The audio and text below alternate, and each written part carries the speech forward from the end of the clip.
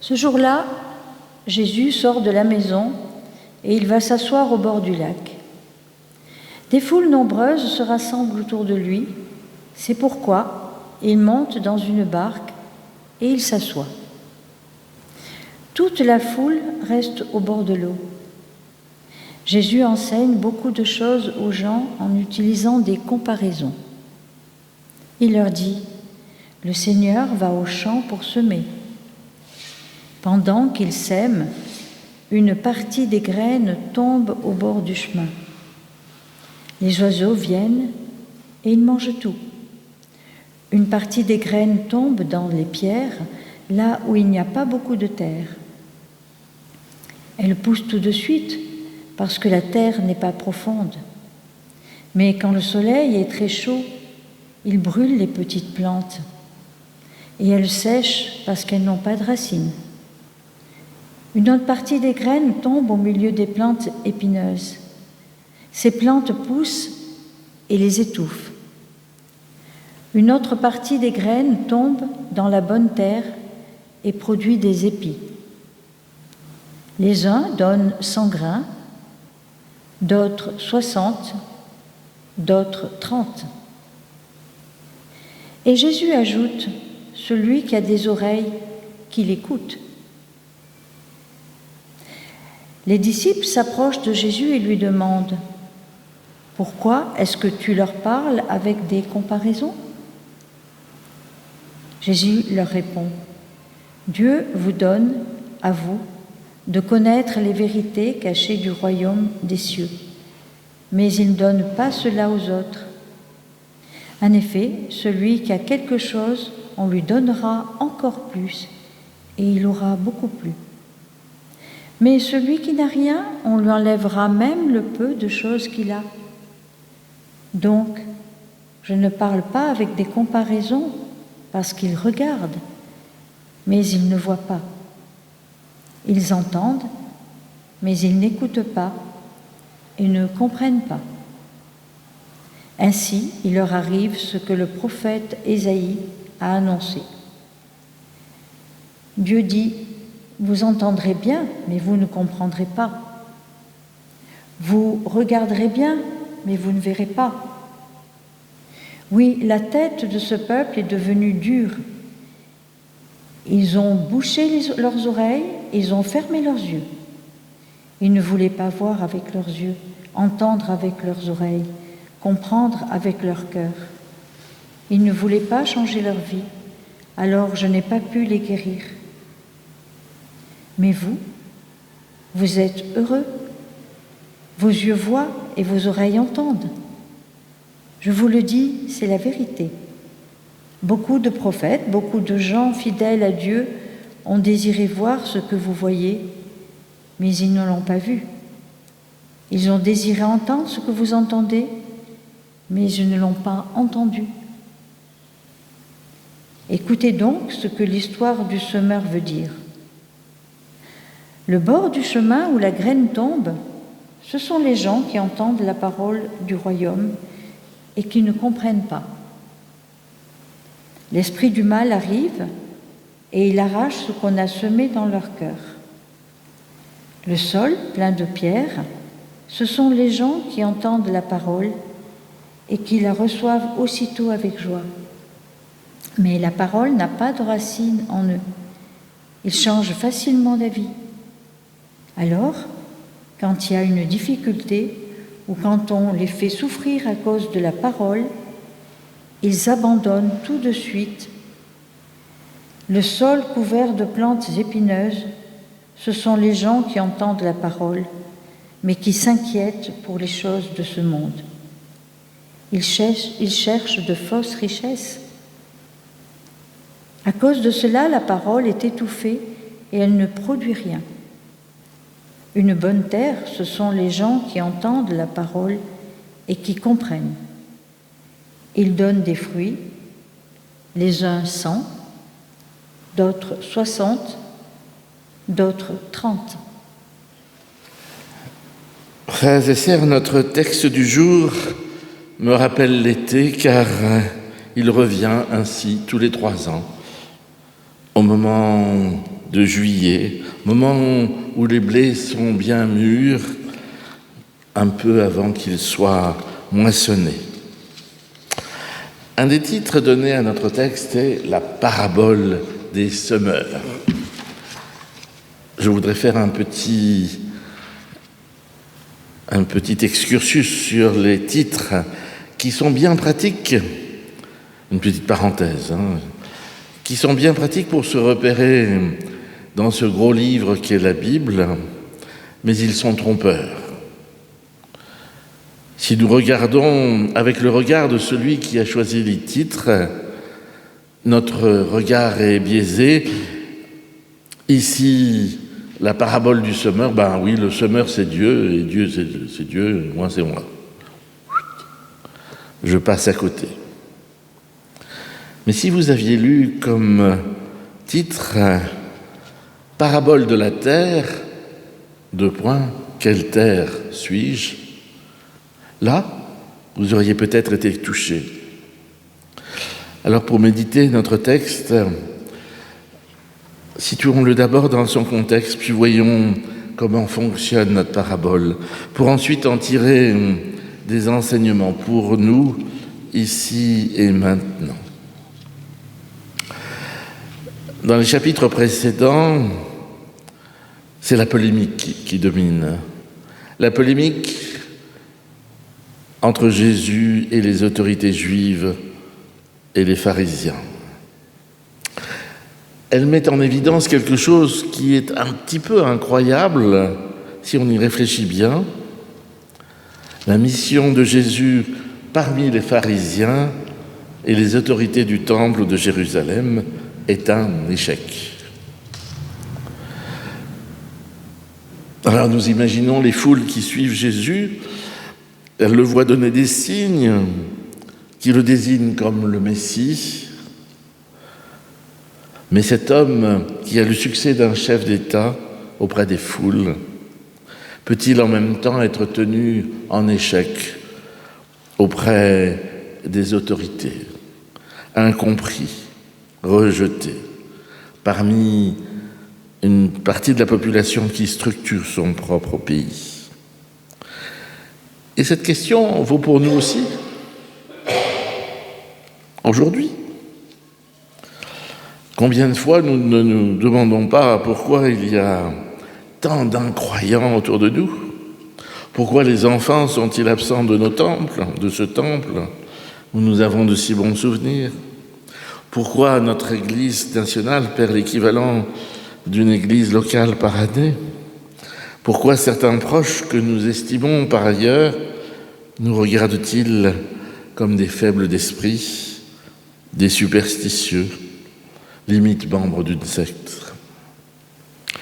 L'Église, la religion, serait-elle un obstacle à la foi, à la manière de la foule qui empêche les hommes portant un paralytique d'aller vers Jésus? Ils sont obligés de passer par le toit pour avoir accès au Fils de Dieu. L'Église, la religion, nos façons de faire, sont-elles des obstacles? Un peu comme la foule qui entoure Jésus est un obstacle pour que les enfants puissent être bénis par Dieu en la personne de Jésus-Christ. Notre passage est décidé à apporter des éléments de réponse à ces questions. À ce niveau de notre méditation, je ne résiste pas à citer notre dictionnaire, le Larousse. Parler en parabole, c'est parler de manière obscure et voilée. Fin de citation. Alors que nous sommes habitués à dire que Jésus enseignait en parabole, c'est-à-dire que c'est tout le contraire. Il dévoile, il nous dit comment ça marche. Le dictionnaire se tromperait-il? Alors voyons comment fonctionne une parabole. Il s'agit tout d'abord d'un récit d'actions qui ont réellement eu lieu dans le passé et qui sont tous plus ou moins vraisemblables. Et le récit est à la fois intemporel et universel. Quand je dis universel, il y a des limites, notamment nous sommes habitués à la culture de la vigne, alors ici en particulier, mais en Polynésie, la vigne, ça ne dit rien à personne. Du coup, les prédicateurs ont été obligés d'adapter le texte biblique aux végétaux qui poussent en Polynésie, à La Réunion, etc. Ainsi, le semeur aurait pu semer il y a 2000 ans, ou il y a 20 ans en Palestine, ou autour de Suse-la-Rousse. C'est tout aussi vraisemblable. Ensuite, les paraboles de Jésus sont suffisamment précises pour que d'emblée, elles nous suggèrent de multiples associations d'idées ou de comparaisons. Ici, les graines représentent la parole de Dieu. Dans un premier temps, les actions de Jésus, ses paroles, ses guérisons. Et puis, la terre, sous toutes ses formes, représente la diversité de l'humanité. Quand elle est bonne, la semence germe et donne des fruits, l'humain accueille la parole. Quand elle est composée de pierre, les grains poussent vite, mais se dessèchent au soleil, faute de racines. L'humain accueille la parole, mais l'oublie vite. Quand elle est tassée sur les bords d'un chemin, les oiseaux les mangent. L'homme n'est pas sensible à la parole. Quand elle est envoyée dans les ronces, la semence est étouffée et ne germe pas. Nos idoles, nos contraintes ont le dessus. Ainsi, la terre, c'est nous dans tous les états que nous pouvons avoir vis-à-vis de la parole. Les ronces, les oiseaux, le soleil, c'est la tentation, le mal, le péché, l'aliénation, comme on dit aujourd'hui, les forces qui détruisent le monde et le rendent esclave, comme dit l'apôtre Paul dans l'épître associée à ce texte, l'épître aux Romains, chapitre 8. La difficulté vient maintenant lorsqu'on pousse la comparaison jusqu'au bout. Notre passage dit « Certains épis donnent 100, d'autres 60, d'autres 30, alors que naturellement, d'après ce que je sais, un épi donne entre 45 et 60 graines. » Et du coup, 100, c'est énorme. Voyons 3 pistes. La première piste, comme le grain de la semence est parole de Dieu, que sont les grains des épis, ceux que l'on récolte? Dieu nous inciterait-il au rendement, au succès, à la réussite? La semence, parole de Dieu, est donnée par le semeur, par Dieu. Mais si les épis deviennent à leur tour parole de Dieu, voilà l'humain qui prend la place de Dieu et va semer à son tour. Est-ce à nous de donner la foi? Non. La foi est un don de Dieu. Si le semeur, c'est Dieu, alors c'est un paysan bien mal avisé qui sème en dépit du bon sens. En fait, non. Dieu n'a que faire du rendement. Il s'adresse à tous.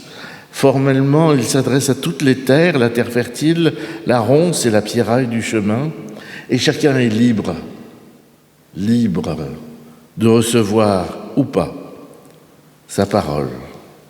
Et Dieu sait que sa parole ne sera pas reçue par tous. Nous avons la possibilité de refuser la parole de Dieu, nous avons même la possibilité d'en dire du mal, de blasphémer, pour employer un mot qui a été retiré de nos Bibles actuelles et qui se trouve dans nos anciennes Bibles. Aujourd'hui, celui qui croit est vu comme incrédule, faible en intelligence, se raccrochant à des chimères. Comme deuxième piste, je vous propose de voir dans les épis chargés de grains, non pas la semence à nouveau, mais l'image d'une récolte de fruits, l'image du royaume des cieux annoncé par Jésus. L'humain se retrouve avec une abondance finale de grains pour lui, signe de la confiance dans le semeur. Au final, la récolte est bonne, le royaume des cieux annoncé par Jésus reste prometteur malgré les échecs auprès des scribes, des pharisiens, des autorités de l'Église. Il y a comme une promesse. Les indicateurs de succès n'ont pas d'importance pour Dieu. Et ça nous ramène à notre situation aujourd'hui. Si nous constatons que nous sommes plus nombreux au culte, c'est grâce au pasteur. Un peu de pub.